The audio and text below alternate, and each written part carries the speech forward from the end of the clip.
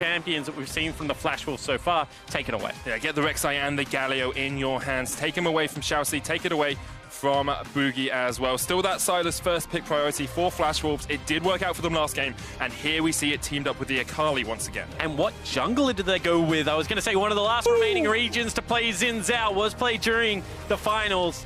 Matches aggression very nicely if you are the Flash Wolves comp. Yeah, Boogie has only lost one game on Xin Zhao this split, so I'm very much looking forward to seeing how aggressive he can be. And you said you wanted a quicker game. You said Flash Wolves could make it a little bit speedier. Well, picks like Xin Zhao, Akali, and Sylas are definitely the champs to do it with. And interested to see whether he goes towards Hop. You know, just a little bit more of that early game flavor. Phase Rush, obviously, also an option there, but Hail of Blades just makes Xin Zhao terrifying in the early game. Took me a second to work out what Hob was. I thought maybe you were cooking something up for us, but yes, Halo Blaze Xin Zhao, so powerful, works out incredibly well with your kit as well. Hecarim will be the final pick for Vega on the red side for this first phase, and they'll get rid of Betty's Ezreal, so you're actually taking away some of that safety for Flash Wolves in the bottom lane. Yeah, introduce some volatility, and one of the stats I had for Flash Wolves coming into this is they very rarely take their solo lanes in the top 3. In the last 8 games that they had played in the LMS during that playoff series, they only took one solo laner in first 3 Medic. It was a Kennen in the 5th game versus AHQ. This time around, we've seen so much more priority placed on Rather as well as Hanabi to be able to take over their laning phase with strong pick. They have picked 5 out of 6 possible top laners in that first rotation this tournament so far. Of course, still challenging for that spot in the main stage of MSI. We'll see if that tradition continues if they do take down Vega Squadron today. Ezreal ban, Zoe ban away by the Flash Wolves, Lucian as well, taken out by Vega. Yeah, very low priority on Lucian so far in this series, so hitting the bench of some of the stronger AD carries. That leaves Varus and Ashe available, both big picks in the LMS for some control. Also, the fact that there is just still things like Sivir, that if you want safety, gives it to you in spades. You know, a little bit of that mind-numbing push priority that can be generated throughout every stage of the game.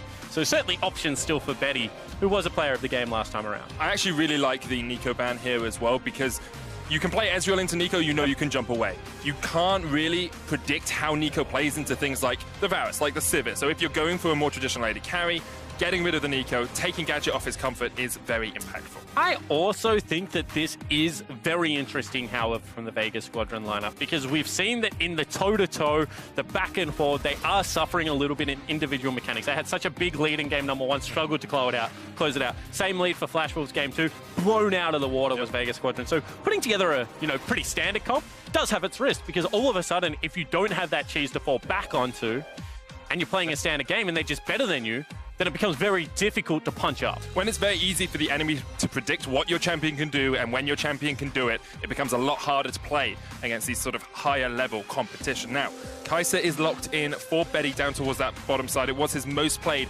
through the LMS, played 14 games on that, and Nautilus here might even be a takeaway. You put it in the support role, but you also remove it from Vega. Certainly do, and given the fact that that is going to most likely be a Galio support, unless they're willing to play Morgana mid lane, there aren't really that many options against the Nautilus. So many targets available to be able to either deny good engage or target our backline champions like the Varus. And you're just going to give it another one if you lock in this Syndra. Syndra is a no-man sort of style champion, so I wouldn't be surprised if it gets locked in, but as you say, it's very easy for you to pick it out. Instead, it's going to be the Azir. First time we've seen no-mans pick that up across the course of the tournament. So a little bit safer than the Syndra. You know, has the ability to shuffle away. Also, if you get ulted, you can just put up the big wall and be able to dissuade any form of follow-up engage. Big 5v5 team fight coming in for Vegas Squadron. You know, 4 of these champions live in team fighting in League of Legends, so a lot more of that. Let's not separate the map. Let's group up. Let's follow kind of the ladder trajectory of game number 1 that we're able to play. Get to an area first and now team fight the Flash Wolves. In saying that, if ever you get split up on the map, if you have to play 1-3-1 from behind as an Azir, the game becomes impossible to navigate. So I think Flash Wolves, again, would be looking for those early hits, unlocking Boogie on Summoner's Rift, making sure he can visit each of the lanes in terms. and, you know, really put them in that commanding position that we've seen in game number 2. If Flash Wolves get ahead in this game, it's going to be incredibly difficult for Vega to do anything. They don't have that many combat mechanics. They kind of have to just wait and scale up into team fights. But Flash Wolves have already shown us their 1-3-1 provides enough pressure on the map. Yeah, it certainly does, and they have the tools to be able to get ahead early. You know, CC in the bottom lane as well as good damage source, early, aggressive jungler, once again for the Flash Wolves. So, like, it's not like it's unheard of to get Xin Zhao get solo lanes ahead or, you know, gank the Nautilus lane once it hits level 6. At the same time, I think that unless you're really heavily playing around this mid lane and trying to punish the melee-ness of Sylas, it's going to be difficult to be able to shut down an Akali or be able to catch out the bottom lane of the Flash Wolves. We'll keep our eyes down towards that bottom side. Betty actually taking the cleanse on the Kai'Sa here. No heal bot lane for the Flash Wolves. A little bit of aggression with the Nautilus. You can follow up on any ganks coming out from Boogie, but it also means that if you do get caught out, you might go down. If you don't have Tahm Kench, run cleanse against the Galio. That's just the rule of League of Legends. Galio provides so much damage by himself in his kit. Yeah. But if you do not have cleanse, and you're caught by the taunt, you just might die. I'm just going to say, as a support Galio player, if you could not inform everyone as how to counter my champion in lane, that would be really good. But Betty obviously got the memo. He's running the cleanse down towards that bottom side, and No Man's running a lethal tempo in the mid lane as he tries to trade onto Radha, who has the Aftershock on the Sylas. Yeah, so a little bit more of the extended duration team fights looking there for No Man's, a lot more scaling priority as well, not these quick kind of skirmish lanes that we saw out of Jensen, I think, in the last series. On the flip side, it's going to be Conqueror run on the Xin Zhao. So no Halo Blades, no ridiculous level 2. I'm sorry, I know you really wanted the Halo Blades to come in, but Boogie has shown us that he can pretty much influence a map on any champion. Yep. And on something like a Xin Zhao, of course, you have the Audacious Charge, you have the 3-talent strike as well for the knock-up. Early on, you can do a lot of work. And I want to see him get into this mid lane level 2. It's even worth burning a flash if you're able to pick up No Man's in response. Rather, is going to have some CC built into his kit, not to mention the fact that if you don't have access to your E, there's just no way you can stay safe in the Azir lane. You can see already Radha looking for those aggressive trades. Just getting up into No Man's face as well. Like, Radha gets the shield from the Abscond Abduct. No Man's trying to trade back onto him. Of course, with the soldiers, he can poke him out from range like this. But as soon as Radha has that E back up, he's going to step forward and push No Man's back. And now letting the wave bounce back towards Radha, so potentially fishing for that. Boogie, however, not going for anything cheesy level 2. Do you think we keep talking about how, you know, Flash Wolves have this early aggression, how they can make these early plays, and I'm kind of saddened that he doesn't go for the level 2 gank. But do you think we've kind of been influenced by game 2, how quick tempo it was, how fast-paced it was, and actually Flash Wolves could just play a slower early game and still come out on top? Yeah, they certainly can, because one of the things that Xin Zhao can do is control River and just protect solo lanes, which means that, you know, Akali as well as Sylas are no slouches as the game progresses towards the 1-2 item mark. I think eventually they will be outscaled. However, for now, you can just play that goalie style League of Legends. Very interesting double scuttle take here. Yeah, this is dangerous. I mean, Xiaoxi and Betty have nowhere to go. If an Anasik comes down, could just look for the blue buff. Instead, going to go across here. Santa's popping the taunt just to force them away. Goes in with a Justice Punch, Radha coming down as well, but an Anasik will get the Scuttlecraft. Not to mention, you can see Boogie also looked for the mid lane cross if that had have extended into any form of fight. So 4 members going to be there, and No Man's stuck in that mid lane. However, bottom. Oh, Betty has to flash away, still gets knocked up. And Anasik going to go for the flash forward. Xiaoxi's going to catch him out. Betty, of course, no heal there, so only has the cleanse. So if he had a little bit more damage come down onto him, maybe he would have gone down. But flashes coming out from Xiaoxi and Betty really sets up Gadget and Santos for success. Crucial error from the Flash Wolves bottom lane. Greedy to walk straight back through the jungle. Knew that an Anasik was down there as well. There were camps availably taken in the form of the Gromp, so kind of inexcusable. However, Hanabi now getting some jungle attention on the top side of the map, looking to right some of those wrongs. Yeah, Boogie going for the Krugs here. He doesn't know if an Anasik's invaded his, so has to be a little bit cautious about whether he wants to go down towards that bottom side of the map. Knows he can get the Krugs up here. Boss going to face check into Boogie. Boogie steps forward before Boss had spotted him. But that top lane is going to be a little bit dangerous. However, no teleports, no one up here. As soon as they spot an Anasik, they can look for the dive if they want to. He's unanswerable. Looking for the dive. Santos has the flash here. Only lands it on towards Xiaoxi on that Nautilus, but still only level 2, chunked out a little bit. A big minion wave here as well. Yeah, great chunk damage coming across him because there is no teleport for the AD carry. All this damage that's landing is sticking. And Chelsea, whilst having potions, is starting to get whittled down. So push priority secured in the bottom lane, eases up a lot of pressure that No Man's was feeling in that mid lane. Able to get himself a recall, is down 12 CS, however. So once again, split map top to bottom for Vega Squadron. And I think if I'm Flash Wolves at the moment, I'm very happy with this. You know, you have a big CS lead in that mid lane, a big CS lead top as well. Hanabi's already shown us how powerful he can be on Akali, and you have Rather on the Silas. Like, these are champions they're well versed in, and if they can be ahead, it doesn't really matter how far Betty is behind coming into the mid game. And just opens up the style that we keep talking about the Flash Wolves want to play, right? Looking for the early dragon through rotating your solo laners with teleport, then revisiting topside for the Rift Herald. Something that's just so telegraphed and was read well from Vega Squadron game number 1. See whether Santas can get in better position this time around on the Galio. Was able to influence at game 1, game 2 not going to be the case. So, ooh, Boss might be in some trouble here. Hanabi halfway on his way to level 6. Not going to be able to do too much more yet. Now, Boogie has been spotted out on the ward in the bottom lane, and Nanasik looking for the fight in the mid as well. There still has Flash to get away here. Burrow comes out, but Nanasik not going to be able to close the gap. And meanwhile, in the bottom lane, Boogie is just forced away. Yeah, no Flash available from Nanasik, as well as no Emperor's Divide, so no way to get him back on towards the Rek'Sai. Also, the fact that whilst they have good vision bottom side, they don't really know where Xin Zhao is right now. So I like the poke your head in there, try and relieve some pressure. He is 21 in CS in a hole right now, but can't look for the kill. That CS deficit's leading to a 700 gold lead for Flash Wolves. Hanabi here with the Twilight Shroud. Pretty easy for him to escape, and Anasik's just going to help force out this lane. Gives Boss the time to get back as well. He hits level 6, and it is becoming just a little bit desperate for Vega already. Gadget having to flash away here in the bottom lane as the Ignite comes out. It's ticking. Gadget's down. He still had the heal there. Santos is going to follow shortly after. Flash Wolves had lost their flashes earlier on, but they still win the 2v2. Yeah, Summoner Spell deficit means nothing for the Flash Wolves bottom lane, and Rather playing so far up now.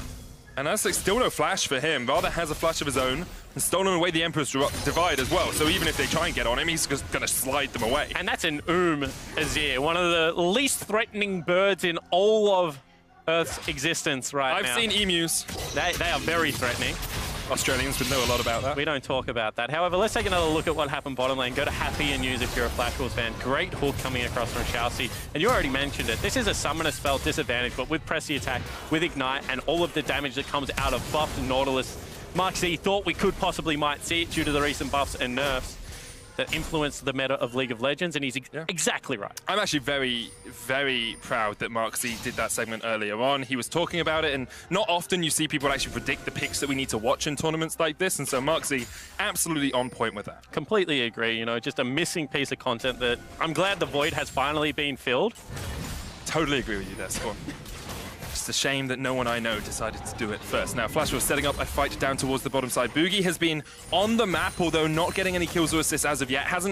He's kind of acted as that bouncer, that bodyguard for his lanes, and now he's set up in a perfect position because Gadget doesn't have flash, nor does Santos. Shouts gonna go in. Gadget caught out, uses the heal. The knock-up not quite gonna come out in time. Plasma stacks up on towards that Varus. It's not gonna be enough as Santos now forced underneath the tower. He will fall. Boogie gets his first kill of the game, and Flash Wolves are off to the races. And Press the Attack Kai'Sa just adds so much damage to this lane once it's being popped. You can see that with the 2 longswords challenging Smite as well. Boogie active on Summoner's Rift. Now, the response could be here. We keep seeing this from Nanasik as well, and it's so hard to gank this. How on earth do you get onto Hanabi when he's got the Twilight Shroud, he's got Flash, he's got the Shuriken, he just walks out? And if there was a teleport available... Oh, Gadget's done. All right, let's forget that one. If there was a teleport available for the top lane, it becomes even more difficult to go for that gank because the counter gank always there. Rather is smashing No Man's right now. Both the solo lanes for the Flash Wolves winning, and that means Boogie's been able to put some time down towards that bottom side. Betty is 2-0-2 on the Kai'Sa. It's his most played. He's incredibly comfortable on this champion. And we always talk about, you know, Betty is kind of like the silent member of this team. He's the guy that we don't talk about too much because it used to be Maple and Sword Art. Before that, it was Stark. Before that, it was MMD. Betty always comes up to these international tournaments and really shows up. Yeah, not to mention people like Casa running around as well on this lineup. They've just had a storied roster that's always found success internationally, but this is the most terrifying game to play as Vega Squadron. Your win condition was team fights. It was to not let the solo lanes get ahead. So they lock in Xin Zhao. You assume he's going towards the solo lanes, looking to boost those lanes up into a form of 1-3-1. Well, he's not even had to do that. Yep. It's just been success for Hanabi, success for Rather, with no influence into that lane. Then you look at bottom lane, you know, your Bastion of Hope, so much CC, you know, the fact they had to take cleanse, and they are just in a hole, down in CS, 0-4 collectively. Emperor's Divide onto Radha underneath the tower. Radha walks away with half his HP, and Noman's has no mana, so can't follow up. All the damage he took then was from the turret. Yep. Right now, Noman's does no damage to the Aftershock Silas. And the fact that, you know, resources expended once again, not to gain an advantage, but just to survive in the laning phase, is the horror story that Vega is facing right now. Even taking away jungle camps, and Anasik gets hooked. They're caught out with a hook. Santos has the shield of Duran, that taunt coming out, not going to do too much about it. And even if you can read Flash Wolves, even if you know what they're going to do, it's an Ocean Drake, they'll take it. It's a Rift Herald, they'll go for it. It doesn't really matter because Vega Squadron could send all 5 players down here and they probably wouldn't win the fight. And in fact, it's more frustrating if you know what they're going to do, because they're in such a commanding position right now that even if you read them beforehand, they've got better vision than you, they've been able to get to the areas first. And this is where creativity becomes such a large factor, Medi. Do you go for a lane swap? Do you try and get some plates, you know, 10 minutes into the game, try and get Gadget and Santas onto the top side of the map, you know, use the Galio Global? Can you try and punish mid lane with 4 people showing up, potentially a teleport? Because right now, just playing standard League of Legends is putting you in a disastrous situation. If you are Vega Squadron. Totally agree with you there, Spawn. Vega going to try and get the Rift Herald, wants something out of this. You can see pings actually coming out from Flash Wolves. I wonder if Hanabi would face check this by himself. I doubt it. I think you give up this Rift Herald for now. You accept that you don't need it. You've already got 5 plates on the rest of the map. Vega Squadron yet to get a plate of their own. Gadget's caught out, has the flash up in just a second, but the hero's entrance is not in time. And Santa's unable to save his AD carry in the bottom lane. No hesitation, coordination out of the Flash Wolves bottom lane. We said they're great at playing weak side. Well, this is what a strong side Kai'Sa now looks like. Turret is under fire. No teleport here. Gadget just missing so much CS. In mid lane, they also look for a play. Looks like No Man's just scoots himself out. And that Kai'Sa is 1,500 gold ahead right now. Actually, up to 1,600 gold. She's got the BF sword already to only a build with a Cutlass. Hanabi here, sitting in the Twilight Shroud. Boss trying to knock him away. The teleport comes out. Hanabi can jump back in with that shuriken. Certainly can. Anasik there, Radha with the slide back, only pushes back the Rek'Sai. Has to flash away. Hanabi maybe looking for the chase here. Has already used that perfect execution and won't want to dive the tower. And poor execution on what was a great idea here for the Flash Wolves. We said one more of these overextending ganks could lead to a potential counter gank with teleport. However, you see right now Santa's looking to try and help out his mid lane. Maybe the rotation is going across. So he cheats back into Fog of War, I believe, potentially looking for some form of rotation. That just means hook out of the brushlands. Oh, it was just a spot out, Betty, so they knew where he was. All right, that's poor play from Gadget. When you have no summoner spells and you don't have eyes on the support, you cannot look for poke like that. Trying to greed for that CS, but now he is 22 farm behind mid lane. There is a 30 farm lead for Radha over No Man's on the Azir, and as much as Vega have the scaling, they are 5,000 gold in the hole. And Medic, at this stage of the game, I love to check in with win conditions. You know, 12 minutes in, how do they execute? Well, Flash Wolves can do whatever the hell they want. Like, they have the world is their oyster. You know, they're a young kid with money that went to the best college. They're going out into the world. They're going to make of it what they will. However, on the other side of it, Flash Wolves right now, they're really struggling. Their comp doesn't even do what it's supposed to do, team fight well, because they just have no items, they have no gold. They pop the Rift Herald mid, potentially looking for the first turret of the game. Trying to force the tempo a little bit here. No Man's and Gadget will chunk away at this tower when the Rift Herald charges in, but Betty's just like, okay, cool, well, I've already taken basically all of this turret down towards the bottom side. They'll get the 5 plates. With it, they will have about a 6,500 gold. First tower goes down in a second, and all of that gold is fed onto Betty as well. No Man's forced out in the mid lane here as he's stunned up, but the fight erupts in the jungle as well. That is just the support killing the AD carry. I mean, Betty was there to help at the end, but it's just, if he'd taken it, it would have been a KS, because that was all Shousey. 3-0-3 right now on the Nautilus, showing the power of the pick in the support position as well when there is follow-up. Very nice job from Boogie here, shadowing rather not moving. They want to put pressure into this mid lane turret as well while they push the bottom tier 2. Deary me, those towers going down like like paper, like nothing, really. Rather looking for that tower in the mid lane. Want to get that plate down before the turret plating falls off. Tier 2 in the bottom lane. 14 minutes in. VEG Squadron just have no way of answering this. You lose bottom lane hard when they can take your turret uncontested while you have to look for something else on the map. You lose bottom lane really hard when no one else is there and they 2v2 take your tier 2 turret at 14 minutes into the game. And Anasik trying to stop Rather here. We'll use the Void Rush. Rather trying to trade it back, but Anasik will get the kill.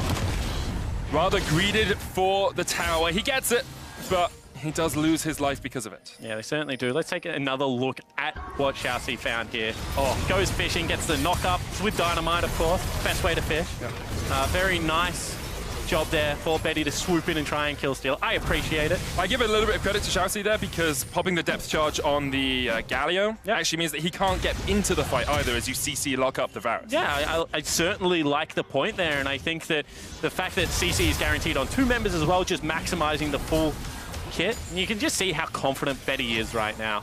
No support anywhere in sight. 3 members down in that bottom lane. They have summoner spells. Are they going to go for it? Probably not, because you are just an item ahead of your counterpart at this stage of the game. Yeah, should have that Acathian Rain upgrade pretty soon as well with the Storm Razor and the pickaxe. So getting all the AD that he needs. A 2,500 gold lead for the AD carries.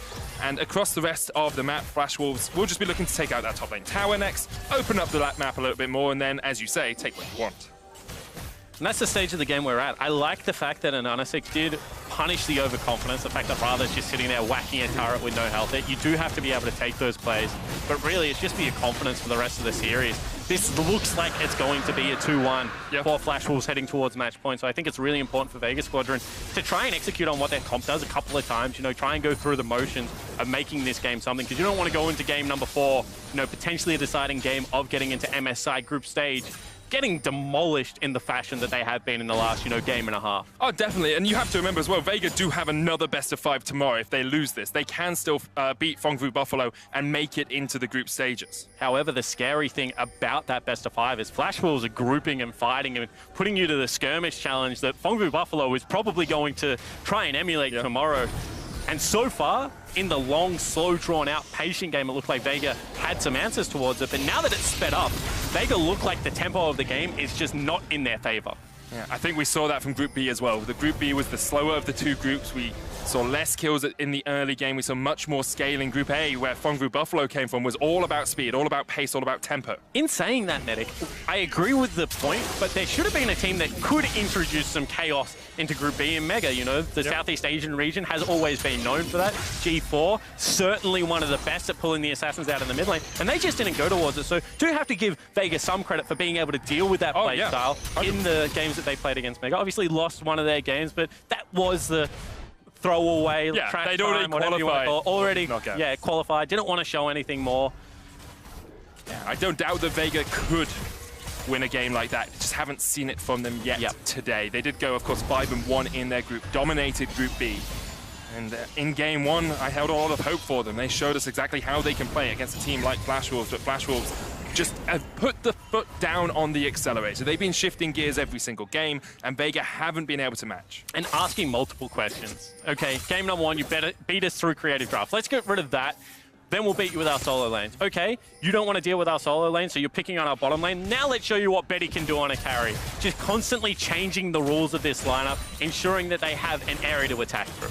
Vega looking to defend this top tower as Anasik actually catches out on towards Boogie. Pops the Crescent Guard. Void Rush comes out as well, but Betty with the chase goes in, supercharging towards Santos. The host gonna land on the gadget. He's knocked up. He's not long for Summoner's Rift. Rather with the chase in. And Tanabe comes in with the TP into perfect execution. They'll take him out. 2 kills for nil. The tower falls as well. Flash Wolves so in control of the game, it's not even fun. And fighting over the scraps. We saw multiple solo members try and pick up that kill, even expending ultimates. And you see Anasik here gets the face check, able to use the ultimate to dodge out of Xin Zhao. So mechanically plays it well, but just not enough items at this stage of the set game for the Rek'Sai. And you can see Gadget just eating all of the CC. Multiple members coming across. Ultimate use from Hanabi to secure the kill. Well deserved there from the top laner of Flash Wolves. It's got to be the worst feeling as an AD carry. Hook lands on your face, and then you know you're done for. CC chain into the lockdown from Minakali, from a Silas. Basically nothing Gadget could do.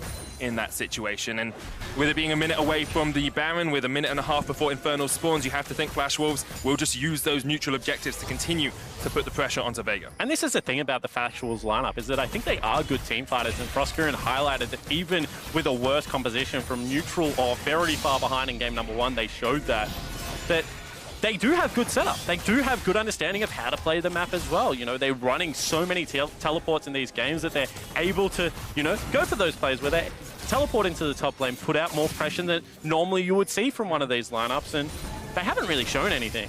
They've shown us the same solo lane as in back-to-back games, I think all 3 games of Silas. So just beating VEG in the simplest or, you know, primary form that they've brought to MSI so far. And it always helps not to have to show stuff as well, because Flash Wolves, of course, if they win this, they'll be facing off against teams like SKT, like IG, like G2, like Team Liquid. It's not an easy road to the semi-finals, and Flash Wolves have that consistent record to maintain. You know, they've made every single semi-finals in every single MSI they've gone to. And this is where the roster changes become interesting, because we're talking about a much younger lineup with things to prove. We even got a player on loan from Griffin on this lineup. Certainly would want to battle his way back into the LCK if the opportunity presented itself. So looking at the Flash Wolves lineup, they're young, they're hungry, and so far they're showing a level of coordination that I think many people might not have expected from the LMS after, you know, kind of the exodus that took place into the LPL this year. Definitely the case. But the question is, for VEG, do you just call this one? Do you just slow it down, be like, okay, we'll try and just not take any fights, play as defensively as possible and scale up? Yep. Or do you have to look for something around a Baron, around an Infernal Dragon? I think this is one of those games where you just decide on an item timing or an area of the map. If they start Baron, we're contesting it. Everything else we're willing to give up, but we're not giving up Baron. Or, you know, at 2 items, this is when our comp comes online, even though they're going to be further accelerated than what we are on Ginsu's, on, you know, something like a Morello and Omicron. We look for our fight. We throw that one big Hail Mary and see whether we can get ahead. However, you can see that they're still confident. They're still looking to contest these objectives, just might not be in the best area. So Hanabi didn't have teleport. He pushed in top, and now he's coming down towards the bottom side. Boss has already TP'd in.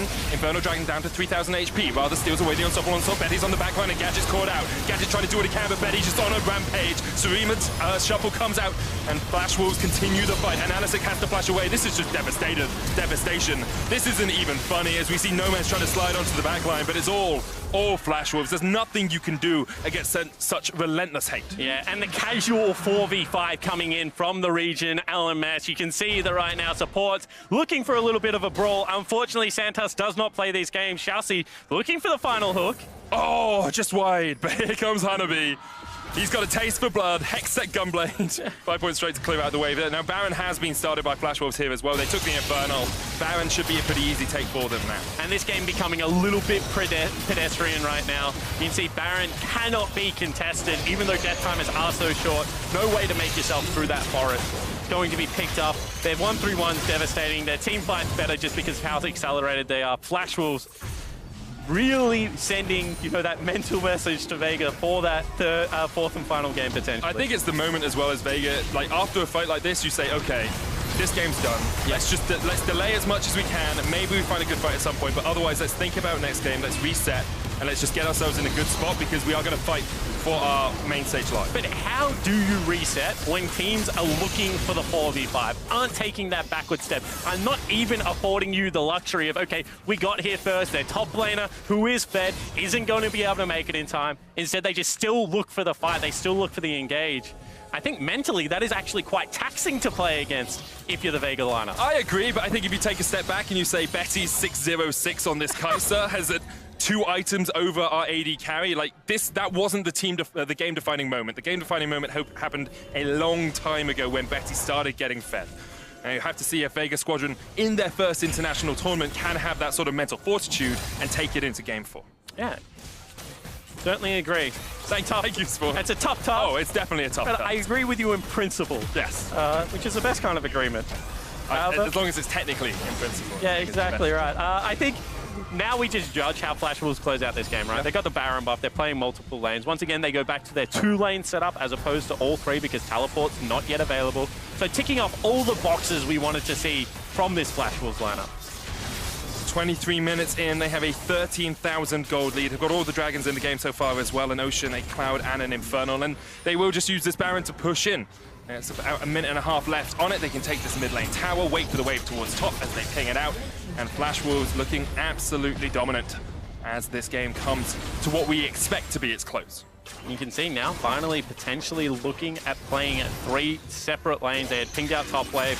Already Betty is across. Given the fact that they're playing over a smaller area of the map all of a sudden, you know, the Kai'Sa ultimate nearly looks like a global. Yep. The ability to join the fight from a side lane is certainly there.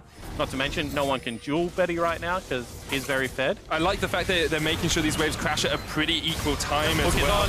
Shoutzy jumps into the middle of it all as Betty jumps forward as well. Gadget using the Blade of the Moon King to heal himself up. Santa goes golden and still alive for the moment. Rather, actually taking a lot of tower shots here. Nomad just needs a couple of auto attacks. Rather just about survives as he gets away.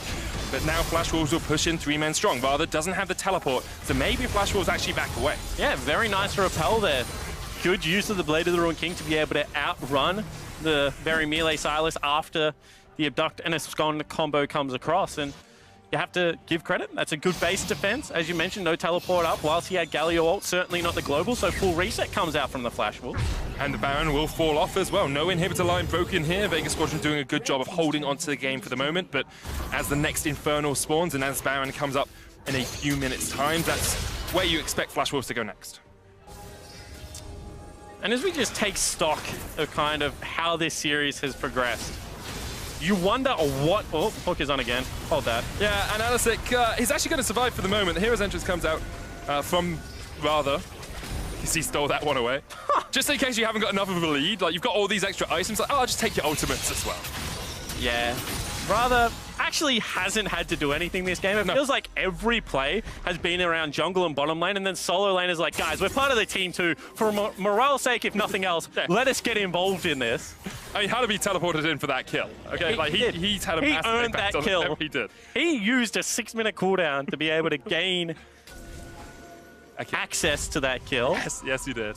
But Infernal Drake up in 30 seconds. Flash Wolves in a very strong spot as it goes. Very strong. That's the adjective we're going to use. Well, no, I was trying to move on to another point. Oh, okay. Yeah, all right. This feels much more reminiscent to the Flash Wolves Gambit series from last year. I think Game 1 showed that Vega Squadron and the CIS as an emerging region have developed, have brought some new stuff to the table. Sure, yep. But Game 2 and Game 3 feel very much more like that emerging region LMS divide that we saw last year. Yeah, and that's where I was leading to, is what then is a recipe to replicate game number 1? What else have you got in your playbook, if you are the Vega Squadron lineup, that has led them to so much domestic dominance? Because we've seen, you know, potentially the caster spot. Do we go back towards something like a Heimerdinger? Is there, you know, a Morgana 80 carry or traditional marksman role with a pike or something roaming around Summoner's Rift? What else do you have there? Can you play something like Talia Pantheon? You know, Sona Taric hasn't been an option so far. So there are different things that the meta currently allows you to do, which is a fun thing about this MSI meta. We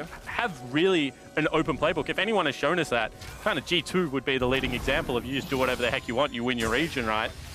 So I want to see what Vega reach for in what could be the deciding game of today's best of 5. I believe Vega gets side selection next game as well, so maybe you switch over to the blue side. Maybe you look for something like the Sona Taric, if you can. Like, we've seen Flash Wolves ban it out on blue every game. Of course, you could pick Taric first, force them into a Sona pick. So the only thing that makes me question whether they'll actually do that is if you feel like your solo lanes are getting bullied, which they are, you can't really make the blue side swap, because unless you're very confident in your Akali, Aurelia, or Jace, or Sylas, something like that, then you're just going to get counterpicked and you're going to get destroyed. This is what's happening with blind solo lanes right now for the Flash Wolves lineup. You give counterpick across. If there's something that, you know, Hanabi wants to play into one of your blind picks, then it just becomes an even more devastating game, I feel, for the Flash Wolves. I understand that logic, but when your back's against the wall, you take anything you can. Yeah.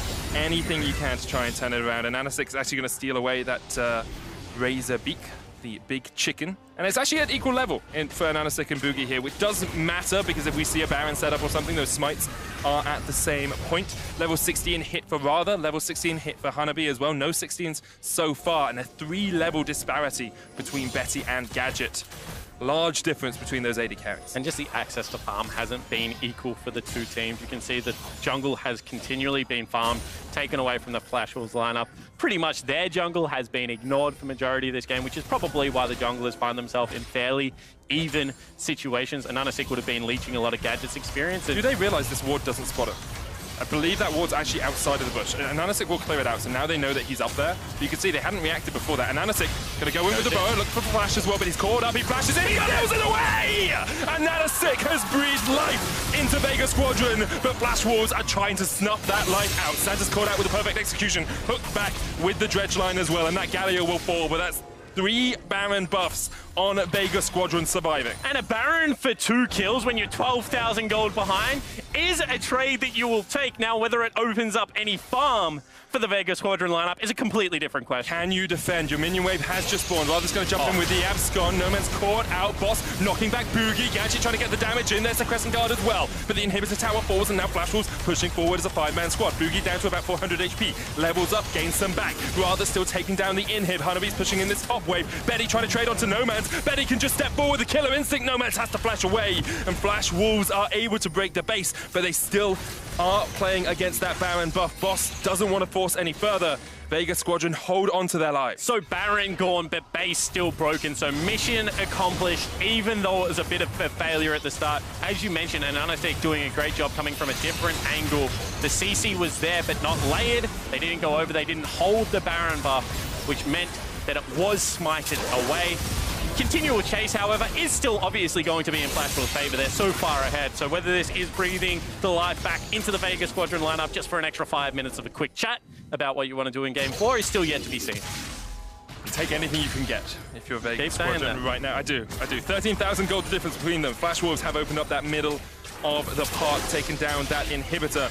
AD carry Gadget is scaling up here. You know, he's at 2.5 items now to 4 items on the side of Bessie. Yeah, and you can see 3 items also achieved right now for the mid laner. Picks up a Void Staff. So whilst the game is still incredibly difficult, damage is going to be relevant coming out of the hyper carries on the lineup of Vega. Whether they can get that perfect team fight, whether they can weather the storm of what is the 2 assassin side laners is yet to be seen, but they are at least at that point in the game that we spoke about where maybe we can look for a fight, and if we flawlessly execute against a mistake or against a pick, can look to get something. Another thing that isn't often talked about, the fact that when you take an inhibitor, if you're not farming that lane, does cost you, a couple of thousand gold as it's pushed in. Not saying this game is going to go for the inhibitor respawn. One of the reasons you don't necessarily want to always take in early inhibitors means that, No Man's Gadget going to be able to farm this while there is no farm available right now for the Flash Wolves in that lane. Oh, Flash Wolves trying to force on the other side of the map as they saw No Man's in mid. That inhibitor tower down to half HP, rather jumping forward. Boss catches them out. No Man's goes golden with the catch onto Ananasik on that backline. Inhibitor tower falls, the shuffle back. Hanabi on the backline has already taken out Gadget. No Man's the second to fall. The hero's entrance comes out, but you're not really doing too much on this backline because Betty is still alive. He's shredding through all of Vega Squadron. In the end, Boogie falls. Ananasik has to run the wrong way. Shafsi will go down as well, but rather on the chase, Abscond abducts and takes the life of Ananasik. Takes it away with the Void Rush and goes golden in the final moment. It's an ace for Flash Wolves, and although the Barons still look pretty, Vega Squadron were not able to delay the game for long enough.